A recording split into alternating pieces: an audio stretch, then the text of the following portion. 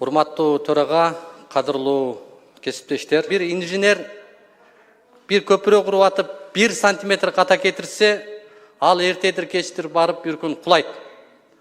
Бирок бул инженердин катасы бул кырсык болушу мүмкүн.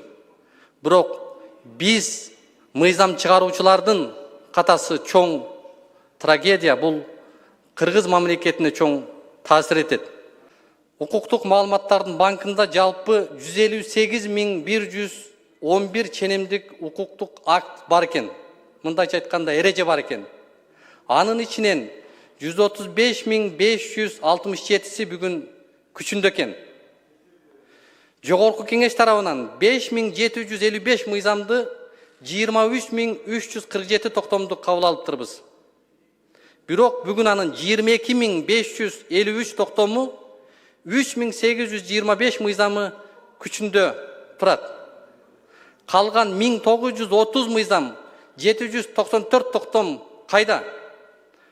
Бунун баары бүгүнкү күндө жогорудагы биздин кабыл алган токтомдордун, кабыл алган мыйзамдардын карама каршылыгынан улам келип чыгып, жокко чыкты. Мен мурдакыларды айтпай эле коеюн, мурдакы төрагаларды белгилебей эле коеюн. Акыркы төрагабызды айтайын. 677 мыйзамды акыркы 3 жылда кабыл алыптырбыз. Анын 8 гана мыйзамын бүгүн биз мониторинг жүргүзүп, анализ кылыптырбыз. Жогорку кеңеш. Эми бир мыйзамды белгилеп кетейин, урматтуу депутаттар. Бизге конституциялык жана мыйзамдык чоң жоопкерчиликтер бар. Бул ченемдик укуктук актылар жөнүндө мыйзамдын 33.1 беренесинде бизге императивдик талап коюп атат. Ченем жаратуучу орган өзү кабыл алган актылардын натыйжалуулугуна жана үзүрлүүлүгүн табуу үчүн туруктуу негизде мониторинг жүргүзүп, ага баа бериши керек. Биз жогорудагы белгиленген, кабыл алган, өзүбүз чыгарган мына 33.1 беренени биз кабыл алганбыз, ченемдик укуктук актыны. Ошондо так жазылып турат. Биз кабыл алган мыйзамдарды бүгүн мониторинг жүргүзүш керек, анализ кылыш керек деген нерсе биздин жоопкерчилигибизде. Ал эми буга чейинки төрагалар айтпай эле коеюн, акыркы ушу төрагабыз болгону 8 мыйзамды мониторинг жүргүзүптүр мурдакы чакырылышта. Бул эмнеден кабар берип турат? Биз мыйзамды кабыл алабыз, бирок анын сапаты, анын таасири, анын коомго, элге келтирип аткан кызыкчылыгына биз кызыктар болбой атабыз. А бирок биз мыйзамды өзүбүз кабыл алып атабыз. Ар бирине жыл сайын мониторинг жүргүзүш бул чыгарган укуктук ченем жараткан органдын милдети деп. Бул абдан маанилүү, урматтуу кесиптештер. Мен бул жагдайдан атайын акыркы окуяларга байланыштуу бизде мыйзамдын сапаты, деңгээли абдан түшүп кетиптир. Мыйзам боюнча, мыйзамдагы кемчиликтерди, каталарды биз белгилесек, юридикалык негиз таппаганда анан жекеликке өтүп, бири-бирибизди жамандап, бири-бирибизге сын айтып баштайт экенбиз.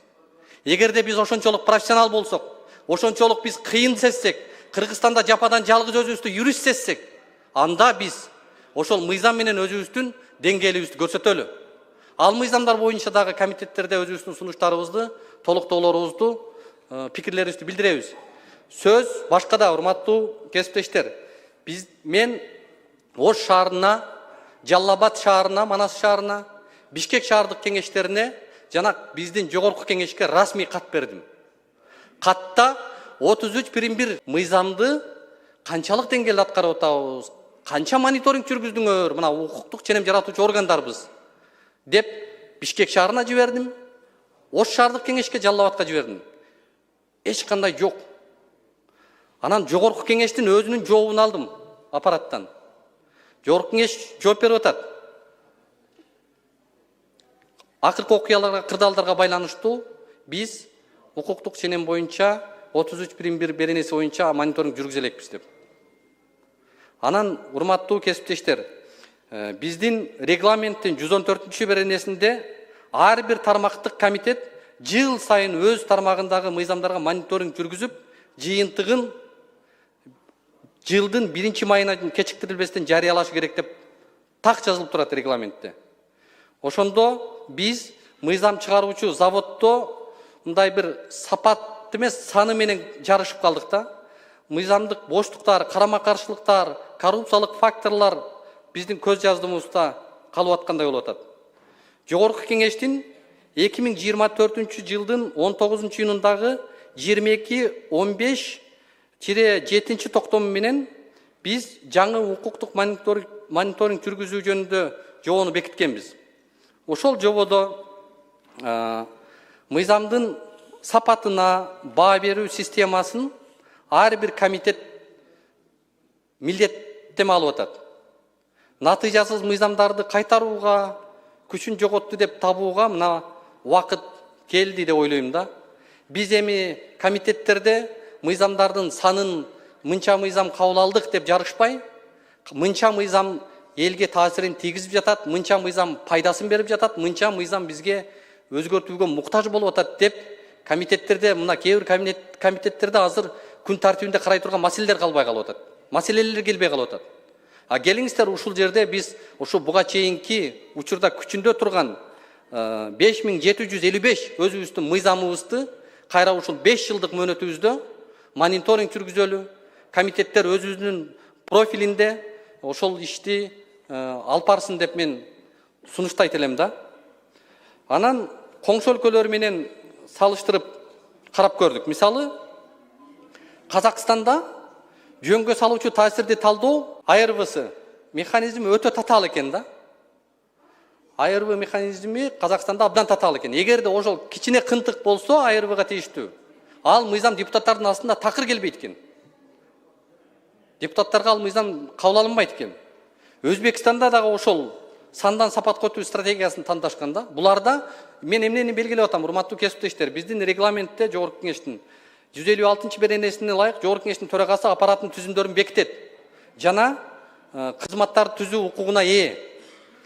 Анан башка өлкөлөрдө, мен Европаны айтпайлы коеюн, башка чет өлкөнү айтпайлы коеюн, мына кошуна өлкөлөрдө, Казакстан, Өзбекстанда бүгүн жогорку кеңештин аппаратында атайын тереңдетилген изилдөө институттары бар экен бизде, коңшуларыбызда.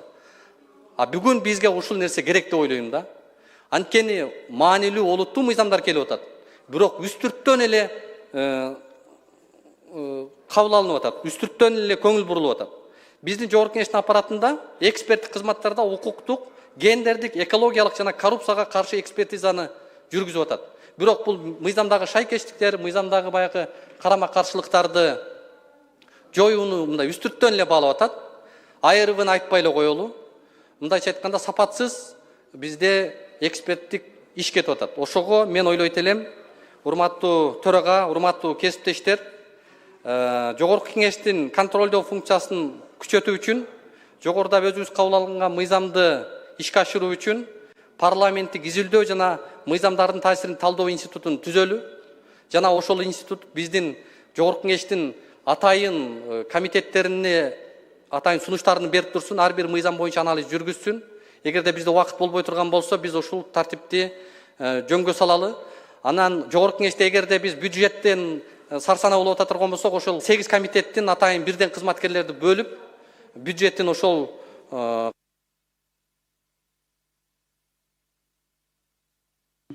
аппарат жыйынтап койсун.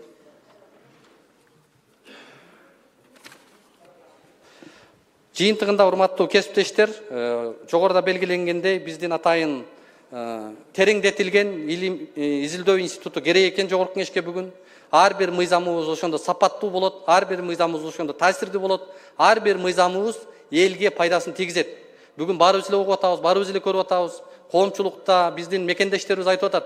Ой, мыйзам бизде аябай көп экен. Мына абдан көп мыйзамыбыз бар экен. Бүгүнкү күндө күчүндө турган, иштеп аткан Кыргызстандагы ушул укуктук тартип, укуктук ченемдер 135.567 бүгүн бизде ушул кабыл алыптырбыз. Бирок ошонун канчасы бүгүн сапаттуу деген маселе, канчасы бүгүн элге пайда берип атат деген маселе бул актуалдуу бойдон калат. Ошондуктан урматтуу төрага, урматтуу кесиптештер, биз жогоруда белгиленгендей парламенттик изилдөө жана мыйзамдардын таасирин талдоо институтун түзөлү, бул бизге аброй алып келет, биздин функциябызды дагы да жеңилдетип берет. Жыйынтыктап айтканда, заводубуздан мыйзамдын сапатын кепилдеген илимий лабораторияга айлантышыбыз керек. Ел бизден сан эмес, адилеттүү жана иштеген мыйзамдарды күтүп жатат. Чоң рахмат. Саламатсыздарбы, урматтуу агайым туугандар, урматтуу мекендештер. Жогорку кеңешке катардагы депутаттыктан ишеним көрсөтүп, сиздер ушул жерге шайлап бердиңиздер. Эр жигиттин ичине эр токум ат батат дейт. Тем более мамлекеттик кызматтан чоң тажрыйбасы бар адамдар билет. Жетекчилик кызмат бул сабырдуулукка чакырат, кенендикке чакырат. Катардагы депутат болсок, айта турган сөздөрүбүз абдан көп болот эле. Улук мырзанын мына аталган сунушун мен эң туура деп ойлойм. Чынында жогорку кеңеш мыйзамдарды жөн эле кабыл албастан алардын аткарылышын көзөмөлдөшүбүз керек. Аны көзөмөлдөш үчүн биз депутаттар эң башта билимдүү болушубуз керек. Мамлекеттик кызматтан тажрыйбабыз болуш керек. Төрөтканада чуркап жүрө бербестен. Урматтуу кесиптештер, Медер Кубанычевич абдан жакшы белгилеп кетти. Сүзмөдөй сүзүлүп, сүйлөсөмбү, сүйлөбөсөмбү, же бир мамлекеттик кызматта Кыргызстанда жападан жалгыз мен гана билимдүүмүн, мен гана кыйынмын, менен башканын баары келесоо акмак деп башканы өзүнөн башканын баарын тоготпогон мамлекеттик кызматкерлер жөнүндө дагы биз белгилеп коюшубуз керек. Анткени алар канчалык эмгек жасады, алар канчалык иш алып барды, анын баарын коом, Кыргызстан күбө болуп турат. Ошон үчүн ар бир мамлекеттик кызматкер, анын ичинде өзгөчө депутаттар, жоопкерчиликтүү кызматта отурган өкүлдөр, бул ар бирибиз ошону сезишибиз керек. Ошол эле төрөтканада күнү түнү жүгүрүп, коррупция менен күрөшүп, ошол эртеңки балдардын келечегин, эртеңки биздин урпагыбыздын укум тукумун таза адилеттүүлүк менен төрөлүп Кыргызстанга салым кошсун деген кызматты дагы, мээнетти дагы эл Кыргызстан баалай билет. Аны эсибизден чыгарбайлы. Рахмат. Рахмат.